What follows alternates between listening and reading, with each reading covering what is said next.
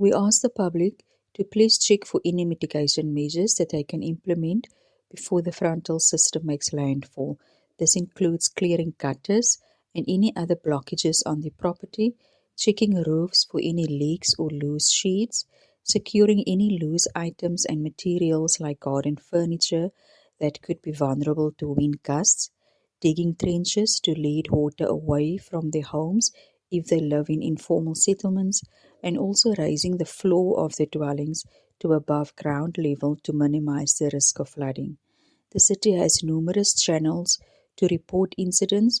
If it is a service request that does not pose immediate danger, please contact the corporate call center on 0860 103 089 or report the issue via the city website or app. For life or property-related emergencies, please call the Public Emergency Communication Center on 021 480 7700.